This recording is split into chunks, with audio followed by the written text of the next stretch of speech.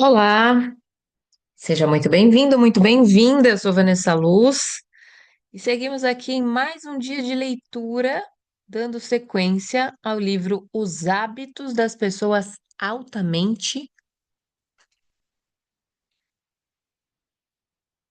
E eu esqueci o restante: altamente eficientes, altamente produtivas, altamente eficazes. Definindo a proatividade. Ao descobrir o princípio básico da natureza humana, Frankl desenhou um mapa acurado de si a partir do qual começou a desenvolver o hábito principal e básico de uma pessoa super eficaz em qualquer ambiente: o hábito da proatividade. Apesar da palavra proatividade ser atualmente muito comum nos livros sobre administração, trata-se de um termo que não encontraremos na maioria dos dicionários. Ela significa muito mais do que tomar a iniciativa. Implica que nós, como seres humanos, somos responsáveis por nossas próprias vidas. Nosso comportamento resulta de decisões tomadas e não das condições externas. Temos a capacidade de subordinar os sentimentos aos valores. Possuímos iniciativa e responsabilidade suficiente para fazer com que as coisas aconteçam. Pense na palavra responsabilidade. Responsabilidade, a habilidade para escolher sua resposta. Pessoas super proativas acostumam-se com a responsabilidade. Não colocam a culpa por seu comportamento nas circunstâncias, condições ou condicionamentos. Seu comportamento é produto de sua própria escolha consciente, baseada em valores e não resultado de um condicionamento baseado em sentimentos. Liberdade de escolha, estímulo-resposta, vontade, autoconsciência, independente, imaginação, consciência. Modelo proativo. Uma vez que somos por natureza proativos, nossa vida só será consequência das condições e condicionamentos se deixarmos que estes fatores controlem nossa mente, por decisão consciente ou omissão. Se essa foi nossa opção, tornamo-nos reativos. As pessoas reativas são afetadas somente pelo ambiente físico. Se o tempo está bom, elas se sentem bem. Caso contrário, mudam a atitude e a performance. As pessoas proativas carregam o tempo dentro de si. Faça chuva ou faça sol, não interessa. Elas avançam graças a seus valores. E se um de seus valores é realizar um trabalho de qualidade, ela não depende do tempo para estar assim ou assado. As pessoas reativas também são afetadas pelo ambiente social, pelo tempo social. Quando as pessoas as tratam bem, sentem-se bem. Quando acontece o contrário, assumem uma postura defensiva ou protetora. As pessoas reativas constroem sua vida emocional em torno do comportamento dos outros, permitindo que a fraqueza alheia os controle. A capacidade de subordinar um impulso a um valor e a essência de uma pessoa proativa. Os reativos são levados pelos sentimentos, circunstâncias, condições e ambiente. Os proativos são guiados por seus valores, cuidadosamente pensados, selecionados e interiorizados. Os proativos continuam sendo influenciados pelos estímulos externos, sejam estes sociais, físicos ou psicológicos. Mas a resposta aos estímulos, consciente ou inconsciente, é uma escolha ou reação baseada em valores. Eleanor Roosevelt disse: ninguém pode feri-lo sem seu consentimento. Nas palavras de Gandhi, isso aparece também. Eles não conseguem levar embora nosso respeito próprio, se não o entregarmos a eles. É nosso consentimento, nossa permissão para que as coisas aconteçam a nós que nos fere, muito mais do que os eventos propriamente ditos. Concordo que tudo isso é muito difícil de se aceitar emocionalmente, em especial se carregamos nas costas por anos a fio, o costume de responsabilizar o comportamento alheio ou as circunstâncias por nossos problemas. Mas uma pessoa só pode dizer eu escolho isso quando se torna capaz de dizer sou o que sou hoje por causa das escolhas que fiz ontem. Quando eu dava uma conferência sobre a proatividade, certa vez em Sacramento, uma senhora da plateia se levantou no meio da explicação e começou a falar animadamente. Havia muita gente. E quando várias pessoas voltaram as cabeças em sua direção, ela tomou consciência repentina do que estava fazendo e sentou-se, terrivelmente embaraçada. Mas, pelo jeito, teve dificuldade em se conter, pois começou a conversar com as pessoas à sua volta. Ela parecia muito feliz. Mal pude esperar por um intervalo para descobrir o que estava acontecendo. Quando tive finalmente oportunidade, fui falar com ela e perguntei se poderia relatar sua experiência. Não pode imaginar o que aconteceu comigo, ela exclamou. Sou enfermeira em tempo integral e cuido de um homem mais miserável e ingrato que se pode imaginar. Nada do que eu faço é bom o bastante para ele. Nunca se mostra satisfeito. Na verdade, mal se dá conta da minha presença. Quando percebe minha existência para reclamar e colocar defeito em tudo. Este homem tornou minha vida um inferno e frequentemente carrego essas frustrações quando vou para casa. As outras enfermeiras sentem o mesmo, dá vontade de rezar para que ele morra logo. E o Senhor tem o atrevimento de chegar e insinuar que nada pode me ferir, que ninguém vai me fazer mal sem meu consentimento, que eu mesma escolhi tornar minha vida emocional um inferno, sabe? Não pude aceitar isso de jeito nenhum. Aí eu pensei um pouco. Procurei a resposta bem lá no fundo do meu coração para esta pergunta. Eu tenho o poder de escolher minha reação? Quando finalmente me dei conta de que tenho esse poder, quando engoli essa pílula amarga e percebi que havia escolhido viver neste inferno, vi também que poderia escolher sair deste inferno. Naquele instante eu me levantei da cadeira. Era como se estivesse saindo da penitenciária de San Quentin. Queria gritar para o mundo todo: estou livre! Saí da prisão. Nunca mais serei controlada pelo tratamento que receber de outra pessoa. O que nos fere não é o que acontece conosco, e sim nossa reação a isso. Claro, podemos ser atingidos física ou economicamente, como podemos causar a dor.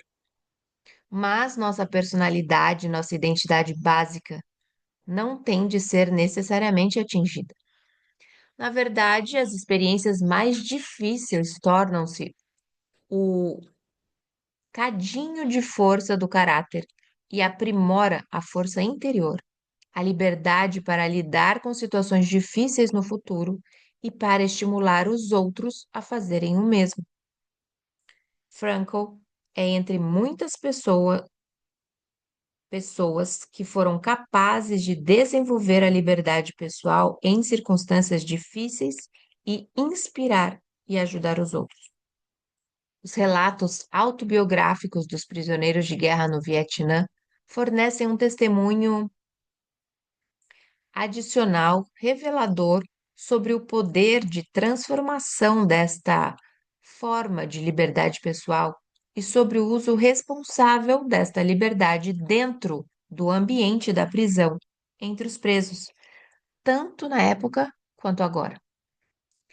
Todos nós conhecemos pessoas que, em circunstâncias extremamente penosas, como no caso de doenças terminais ou danos físicos severos, mantêm uma força emocional admirável. Como a integridade deles nos inspira. Nada é capaz de causar uma impressão mais forte e duradoura em um ser humano do que ver alguém superar o sofrimento, transcender as circunstâncias, abrigar e transmitir valores que inspiram, enobrecem e valorizam a vida. Um dos períodos mais plenos de inspiração, por que Sandra e eu passamos, teve a duração de 4 anos, quando convivemos com uma grande amiga, Carol, portadora de um câncer progressivo. Ela havia sido dama de honra do casamento de Sandra e sua melhor amiga por mais de 25 anos. Quando Carol estava no estágio final da doença, Sandra passava muito tempo a seu lado, ajudando-a a escrever a história de sua vida. Sandra voltava dessas sessões difíceis e demoradas, assombrada com a coragem da amiga e sua disposição de escrever mensagens para serem entregues aos filhos em diversos estágios da vida deles. Carol tomava o mínimo possível de medicamentos analgésicos, de modo a ter acesso pleno às suas faculdades mentais e emocionais. Depois, sussurrava para o gravador ou para a própria Sandra, que tomava notas. Carol era tão proativa, tão corajosa, tão preocupada com os outros que se tornou uma fonte de inspiração imensa para muitas das pessoas que se concentravam em torno dela. Jamais esquecerei a experiência de olhar no fundo dos olhos de Carol no dia anterior ao seu falecimento e perceber a presença de uma pessoa de incrível grandeza interior, apesar da profunda agonia por que passava. Eu podia perceber nos seus olhos a vida de caráter, desprendimento e trabalho, bem como amor, cuidado e atenção. Por muitas vezes, no decorrer dos anos, perguntei a grupos de pessoas quantos haviam passado pela experiência de conviver com uma pessoa prestes a morrer e que, no entanto, mantinha uma atitude magnífica, transmitindo amor e compaixão, servindo aos outros de modo admirável até o fim. Normalmente, um quarto da plateia dava uma resposta afirmativa. Então, perguntava quantos destes jamais se esqueceram destas pessoas ou do quanto se modificaram, pelo menos temporariamente, pelo exemplo dado por tanta coragem, ficando profundamente impressionados pelos atos nobres de cuidado e compaixão. Praticamente todas as pessoas respondiam novamente de forma afirmativa. Viktor Frankl mostra que existem 3 valores centrais na vida: a experiência, ou seja, aquilo que acontece a nós, a criação, ou seja, aquilo que colocamos no mundo, e a atitude, ou seja, nossa resposta em momentos difíceis, como, por exemplo, uma doença terminal. Minha própria experiência com as pessoas confirma as afirmações feitas por Frankl, que considera a atitude como o maior valor entre os 3, no sentido paradigmático ou referencial. Em outras palavras, o que importa mais é a forma como reagimos às experiências da vida. As circunstâncias difíceis trazem mudanças nos paradigmas, novos padrões de referência pelos quais as pessoas veem o mundo e a si mesmas dentro dele, bem como o que a vida lhes pede. Uma perspectiva mais ampla reflete os valores ligados à atitude, que enobrecem e inspiram a todos nós. Tomando a iniciativa. Nossa natureza básica nos torna ativos e não passivos. Assim como isso nos permite escolher a reação em uma circunstância determinada, nos dá o poder para criar circunstâncias. Tomar a iniciativa não significa ser agressivo, insistente ou chato, e sim reconhecer a responsabilidade de fazer com que as coisas aconteçam. No decorrer dos anos, eu, com frequência, aconselhei as pessoas que desejavam empregos melhores a mostrar mais iniciativa, fazer testes de aptidão e interesse, estudar seu ramo de negócios e até mesmo os problemas específicos que as empresas em que estavam interessadas enfrentavam, para depois aperfeiçoarem uma forma eficaz de se apresentarem, mostrando como suas habilidades poderiam ajudar a resolver os problemas da organização. Isso leva o nome de venda de soluções e constitui um paradigma-chave para o sucesso profissional. A resposta em geral é positiva. As pessoas, em sua maioria, conseguem entender que tal abordagem tem uma influência poderosa quando se trata de um novo emprego ou promoção. Mas a muitos falta a iniciativa de dar os passos necessários para fazer a coisa acontecer. Não sei aonde ir para fazer os testes de aptidão e interesse. Como posso estudar os problemas desses ramos e das empresas? Ninguém quer me ajudar. Não tenho a menor ideia de como me apresentar de forma eficaz.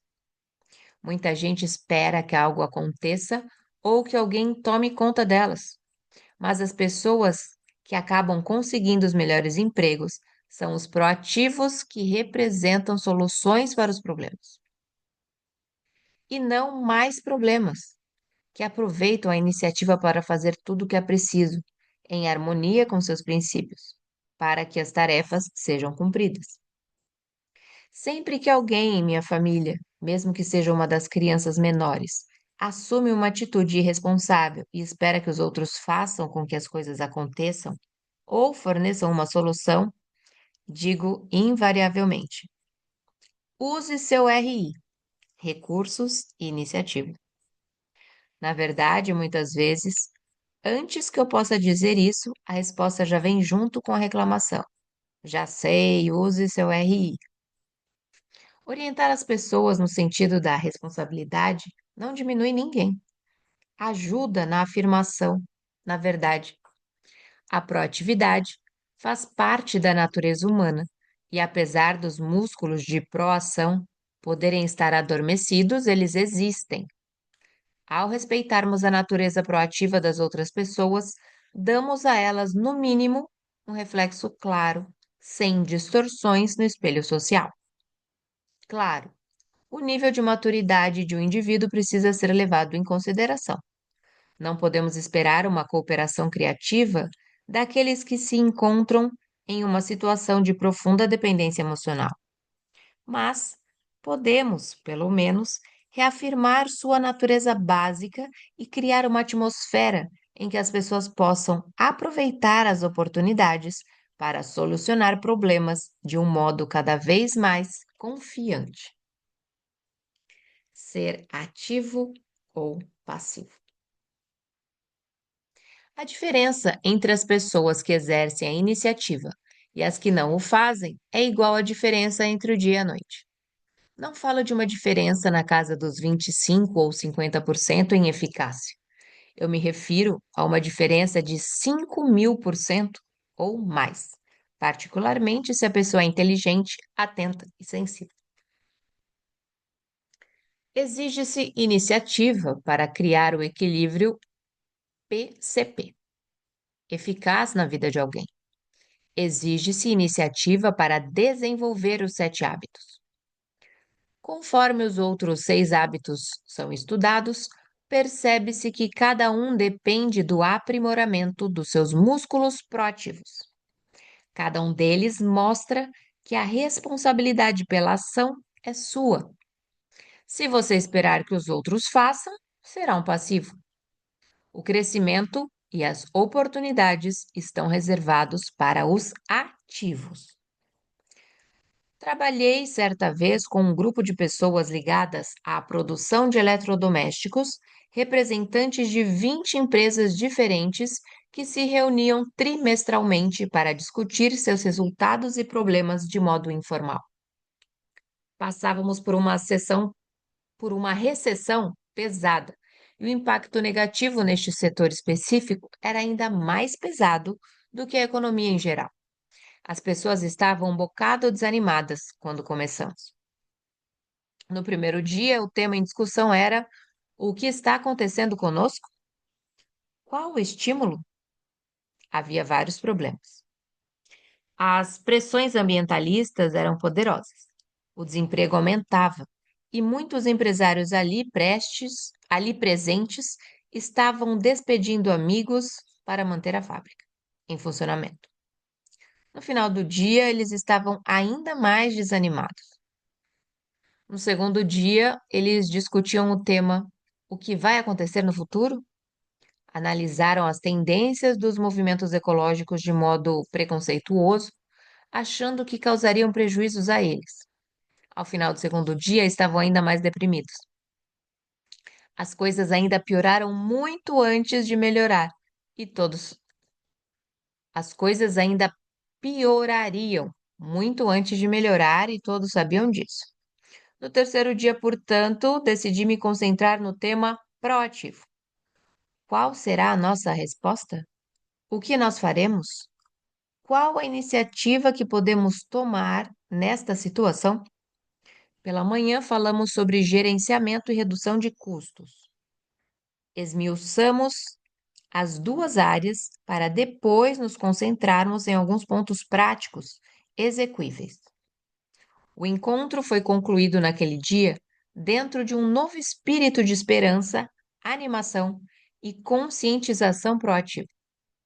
No final do terceiro dia, resumimos os resultados dos trabalhos em uma resposta em 3 partes para a questão: como vão os negócios? Primeira parte: o que está acontecendo agora conosco é ruim e as tendências detectadas indicam que as coisas ainda podem piorar mais antes de começarem a melhorar. Parte 2: mas tudo isso acaba sendo bom, porque cuidamos melhor dos aspectos gerenciais, reduzimos custos e aumentamos nossa participação no mercado. Terceira parte: portanto, os negócios vão muito bem, obrigado. Sabe o que uma mentalidade reativa diria ao ouvir isso? Ah, não vem com essa. Encare os fatos. Não adianta querer adotar esta abordagem otimista e psicológica. Mais cedo ou mais tarde você vai ter que encarar a realidade. Esta é a diferença entre ter pensamento positivo e ser proativo. Nós estávamos encarando a realidade. Encaramos a realidade das circunstâncias atuais e das projeções para o futuro.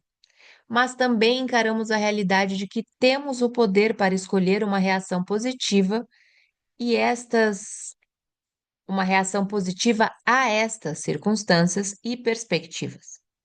Não encarar a realidade é aceitar a ideia de que os acontecimentos ocorridos em nosso meio ambiente determinam nossas vidas. Empresas, grupos comunitários, organizações de todo tipo, inclusive famílias, podem ser proativas. Elas podem unir a criatividade e a engenhosidade de indivíduos proativos para criar uma cultura ativa dentro da organização. A instituição não precisa ficar à mercê do ambiente. Pode assumir a iniciativa de conquistar as metas e valores compartilhados pelos indivíduos envolvidos. Ouvindo nossa linguagem. Uma vez que nossas atitudes e comportamentos derivam dos paradigmas, podemos usar nossa autoconsciência para examiná-los, descobrindo nesses paradigmas com frequência a natureza dos nossos mapas ocultos. A linguagem, por exemplo, é um bom indicador da medida com que vemos a nós mesmos como pessoas proativas. A linguagem das pessoas reativas tenta absolvê-las de toda a responsabilidade. Eu sou assim e pronto. Sou teimoso. Não há nada que possa ser feito a este respeito. Ela me deixa louco. Não sou responsável. Minha vida emocional é governada por algo fora do meu controle. Não posso fazer isso. Simplesmente não tenho tempo. Algo fora de mim, o tempo limitado, está controlando minha vida. Ah, se minha esposa tivesse um pouco mais de paciência. As circunstâncias ou outras pessoas estão me forçando a agir desta forma. Não sou livre para escolher minhas próprias ações. Linguagem reativa. Não há nada que eu possa fazer. Sou assim e pronto. Ela me deixa louco. Acho que eu vou ler a linguagem reativa junto e a linguagem proativa. Não há nada que eu possa fazer. Proativa, vamos procurar alternativa. Sou assim e pronto. Proativa, posso tomar outra atitude. Ela me deixa louco. Proativa, posso controlar meus sentimentos. Eles nunca vão aceitar isso. Proativa, vou buscar uma apresentação eficaz. Tenho de fazer isso. Proativa, preciso achar a reação apropriada. Não posso, eu escolho. Eu preciso. Proativa, eu prefiro. Ah, se eu pudesse. Proativa, eu vou fazer. Esta linguagem deriva de um paradigma básico do determinismo. Seu espírito consiste na transferência de responsabilidade. Eu não sou responsável, não sou capaz de escolher minha reação. Certa vez um estudante perguntou: Posso ser dispensado da aula? Preciso disputar um campeonato de tênis em outra cidade. Você precisa ir ou deseja ir? Indaguei. Na verdade, preciso ir mesmo, exclamou. E o que vai acontecer se você não for? Bem, serei expulso da equipe. E gostaria que isso acontecesse? Claro que não. Em outras palavras, você escolheu viajar, pois deseja continuar na equipe. O que acontecerá se você perder as aulas? Eu não sei. Faça um esforço. Qual seria a consequência natural de faltar às aulas, em sua opinião? Eu não seria expulso, não é? Isso seria uma consequência social, algo artificial. Se você não participar do campeonato de tênis, não poderá jogar. Isso é natural. E se você não frequentar as aulas, qual será a consequência natural? Acho que não vou aprender a matéria. Correto. Você precisa, portanto, comparar esta consequência com a outra consequência e fazer uma escolha. Se eu estivesse em seu lugar, não preferiria disputar o campeonato, mas jamais afirme que precisa fazer algo. Eu escolho disputar o campeonato de tênis, ele retrucou calmamente. E as aulas como ficam? Perguntei brincando. Um dos problemas sérios da linguagem reativa reside no fato de ela se voltar contra si mesma. As pessoas se convencem do paradigma determinista e fornecem provas para confirmar suas crenças. Sentem cada vez mais que são vítimas, não controlam suas vidas nem seu destino.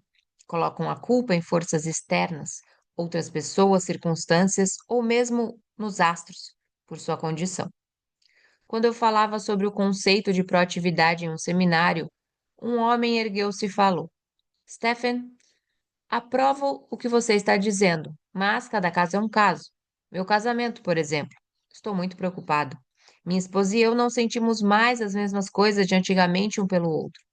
Creio que não a amo mais e que ela também não me ama. O que posso fazer? O sentimento desapareceu? Isso mesmo, ele confirmou. E nós temos 3 filhos, o que gera muitos problemas e receios. O que sugere? Ame sua esposa, respondi. Acabei de dizer, o sentimento desapareceu. Ame-a. Você não compreende. Este sentimento, o amor, não existe mais. Então ame-a. Se o sentimento desapareceu, você tem um bom motivo para amá-lo. Mas como amar alguém que a gente não ama? Meu caro, amar é um verbo. O amor, o sentimento, é um fruto do verbo amar. Sendo assim, ame-a. Seja bom para ela. Sacrifique-se. Ouça os problemas de sua esposa. Faça um esforço de compreensão. Goste. Compareça. Está disposto a tanto? Na literatura maior de todas as sociedades desenvolvidas, amar é um verbo. As pessoas reativas o tornam um sentimento. Elas são levadas pelos sentimentos. Os filmes de Hollywood nos levam a acreditar que não somos responsáveis, que somos o resultado de nossos sentimentos. Mas os roteiros hollywoodianos não descrevem a realidade. Se nossos sentimentos controlarem nossas ações, estaremos abdicando de nossas responsabilidades e transferindo aos sentimentos o comando de tudo. As pessoas proativas fazem do amar um verbo. Amar é algo que se realiza. Os sacrifícios feitos, o desprendimento equivalente ao de uma mãe que traz ao mundo uma criança.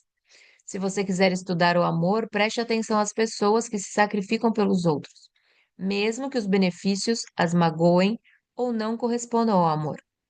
Se você é pai, repare no amor que sente pelos filhos. Amar é um bem que se valoriza através de atos amorosos. As pessoas proativas subordinam os sentimentos aos valores.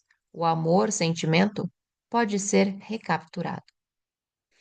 Ficamos por aqui em mais esse dia de leitura maravilhosa. Se você chegou até aqui e ainda não é inscrito, se inscreva no canal agora, deixe seu like e compartilhe esse vídeo para uma pessoa que precisa entender a diferença. Um beijo no seu coração e nos encontramos por aqui numa próxima leitura.